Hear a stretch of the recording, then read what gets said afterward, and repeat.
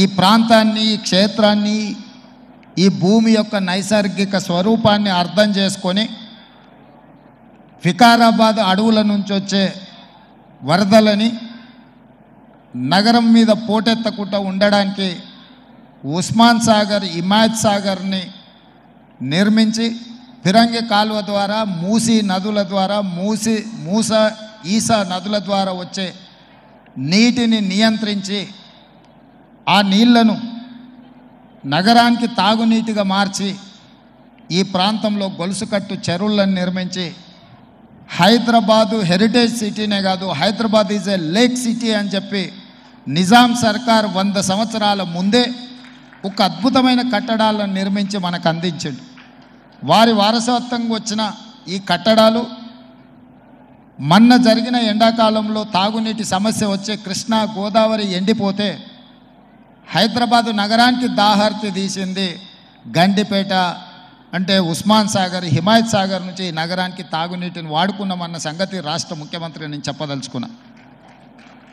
ఈ ప్రజలకు కోట్లాది మంది దాహార్తిని తీర్చే ఈ యొక్క చెరువులను శ్రీమంతులుగా, గొప్ప వ్యక్తులుగా ఉన్న వాళ్ళు వాటి పక్కనే ఫామ్ హౌజుల పేరు నిర్మించుకొని వాళ్ళ డ్రైనేజ్ కాలువలు తీసుకెళ్ళి గండిపేటలో కలిపినారు. నేను ఇక్కడ వేదిక మీద ఉన్న పెద్దలతో పాటు ఇక్కడ వచ్చిన భక్తులను నేను ఒకటే మాట అడగదలుచుకున్నా. ఇవాళ వాళ్ళ విలాసవంతమైన జీవితం కోసం నిర్మించుకున్న ఫామ్ హౌజుల నుంచి వచ్చే డ్రైనేజ్ గండిపేటలో హిమాయత్ సాగర్ తాగునీటిలో కలిపితే ఆ నీళ్ళు హైదరాబాదు నగరానికి తాగడానికి సరఫరా చేస్తుంటే వాళ్ళు నిర్మించిన అక్రమ నిర్మాణాలను వదిలేస్తే ఇక నేను ప్రజాప్రతినిధిగా విఫలమైనట్ట కాదా మీరు ఒక్కసారి ఆలోచన చేయండి. అందుకే ఒత్తిడి వచ్చినా, మిత్రులకు ఫామ్ హౌజులు ఉన్నా ఏవి వదలకుండా హైడ్రా అనే ఒక సంస్థను ఏర్పాటు చేసి తెలియకుంటేనే ప్రజాప్రతినిధులం కొన్ని మన దినచర్యల్లో భాగంగా కొన్ని తప్పిదాలు చేస్తుంటాం. తప్పుదలు తెలవకుంటేనే కొన్ని తప్పులు జరిగిపోతుంటాయి. మరి ఆ ఖాతాను సవరించుకోవడానికి, ఆ బ్యాలెన్స్ షీట్ను సవరించుకోవడానికి తెలిసి కొన్ని మంచి పనులు చేయాలని నేను ప్రగాఢంగా విశ్వసిస్తున్నా, నమ్ముతున్నా. ఆ తెలిసి చెయ్యాలనుకుంటున్న మంచి పనులో భాగము ఈ చెరువులను చెరబట్టిన వాళ్ళ నుంచి విముక్తి కలిగించాలన్న ఏకైక లక్ష్యంతోనే ఈరోజు చెరువులను ఆక్రమించుకున్న వాళ్ళను ఎవరిని వదలకుండా ఉక్కు పాదంతో అణిచివేయాలన్న ఆలోచన, అందులో నిర్మాణాలను ఏ ఒత్తిడి వచ్చినా వెనక్కి తక్కకుండా తొలగించాలన్న ఆలోచనతోనే ఈరోజు ఈ చెరువులలో ఉన్న అక్రమ కట్టడాలను కూలగొడుతున్నాము.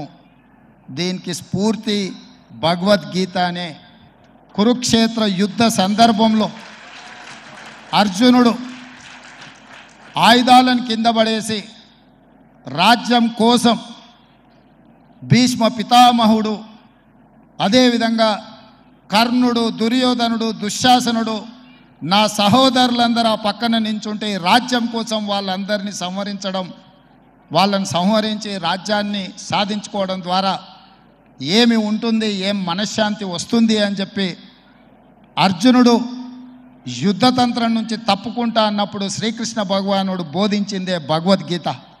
చంపేదెవరు, చంపించేదెవరు, లోక కళ్యాణం కోసం నీ బాధ్యతను నెరవేర్చాల్సిందే. ధర్మం బ్రతకాలి, అధర్మం ఓడాలి అంటే నువ్వు యుద్ధం చెయ్యాల్సిందే అనే యుద్ధనీతిని ఆ రోజు అర్జునుడికి బోధించింది శ్రీకృష్ణ భగవానుడు.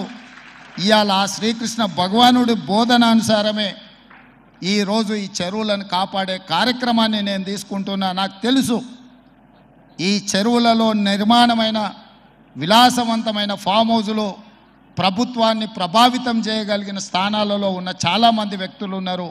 ప్రత్యక్షంగా ప్రభుత్వంలో భాగస్వాములు అయి ఉండొచ్చు, లేకపోతే సమాజం మీద బాగా ప్రభావితం చేయగలిగిన వ్యక్తులు ఉండొచ్చు. కానీ వాటన్నిటినీ నేను పట్టించుకోదలుచుకోలే. ఇది భవిష్యత్ తరాలకు, ఇది రాజకీయాలకు సంబంధం లేదు. నేను స్పష్టంగా చెప్పదలుచుకున్నా. రాజకీయాల కోసమో లేకపోతే రాజకీయ నాయకులను కొంతమందిని దృష్టిలో పెట్టుకొని చేపడుతున్న కార్యక్రమం కాదు ఇది. భవిష్యత్ తరాలకు, మన పిల్లలకు, వాళ్ళ పిల్లలకు వారసత్వంగా మనం అందించే సంపద ఈ సరస్సులు, ఈ నదులు, లేకపోతే ఈ రోజున్న ఈ చెరువులు, ఈ ప్రకృతి సంపదను మనం విధ్వంసం చేస్తే ప్రకృతి మన మీద కక్ష కడుతుంది, ప్రకృతి మన మీద ప్రకోపిస్తే మనం చెన్నైలో చూసినాం, అదేవిధంగా ఉత్తరాఖండ్లో చూసినాం, నిన్నగాక మొన్న వాయనాడు మనం కేరళలో చూసినాం. ఈరోజు ఇలాంటివన్నిటిని దృష్టిలో పెట్టుకున్నప్పుడు ఈ హైదరాబాదు నగరాన్ని రక్షించుకోవాల్సిన బాధ్యత మన అందరి మీద ఉన్నది. ఇది ఒక సుందరమైన నగరం. ఈ నగరానికి ఈ చెరువులే ఒక అందం. ఈ చెరువులను కాపాడే బాధ్యత ఈ ప్రభుత్వం తీసుకుంటుంది. ఎవరు ఏమనుకున్నా, ఎవరు ఏ ఒత్తిడి తెచ్చినా వాటన్నిటిని పక్కన పెట్టి చెరువులను ఆక్రమించుకున్న వాళ్ళ భరతం పడుతుంది ఈ ప్రభుత్వం అని చెప్పి నేను ఈ సందర్భంగా తెలియదలుచుకున్నాను. ఆనాడు కురుక్షేత్రంలో ధర్మం వైపు శ్రీకృష్ణుడు అర్జునుడు నిలబడ్డందుకే ఈరోజు ఆ ధర్మం అనేది కాపాడింది. వాళ్ళు ధర్మాన్ని కాపాడితే ధర్మం మనల్ని కాపాడింది. ఈరోజు మనం చేస్తున్న పని కూడా అలాంటిదే. మీ అందరి సహకారం ఉండాలి. అదేవిధంగా నిర్వాహకులకు ఈరోజు విద్యకు సంబంధించి లక్షలాది మంది నిరుపేద విద్యార్థులు, ఎస్సీ, ఎస్టీ, బీసీ, మైనారిటీ, ఆర్థికంగా వెనుకబడిన వాళ్ళు ప్రభుత్వ పాఠశాలల్లో చదువుకుంటున్నారు. వాళ్ళకు సరైన భోజనం, పోషకాహారం మేము అందించే దాంట్లో కొంత అటు ఇటుగా ఉండడం వల్ల హరే కృష్ణ ఫౌండేషన్, అక్షయ పాత్ర ద్వారా వాళ్ళకు ఒక నాణ్యమైన భోజనాన్ని అందించడానికి అవసరమైన సహకారాన్ని ప్రభుత్వంతో కూడి ఒక కలిసి అక్షయ పాత్ర ద్వారా, ఈ హరే కృష్ణ పెద్దల ద్వారా ఈ రాష్ట్రంలో ఉండే లక్షలాది మంది విద్యార్థులకు ఒక మంచి పౌష్టికమైన భోజనాన్ని అందించాలన్న ఆలోచనతో వారి సహకారం అడిగినాం. విద్య, వైద్యము మా ప్రభుత్వం యొక్క ప్రాధాన్యత. ఇవాళ గ్రామీణ ప్రాంతాల నుంచి వైద్యం కోసం హైదరాబాదులో ఉస్మానియా, గాంధీ, నిజాం, అదేవిధంగా క్యాన్సర్ హాస్పిటల్స్కి సుదూర ప్రాంతాల నుంచి పేదవాళ్ళు వస్తున్నారు.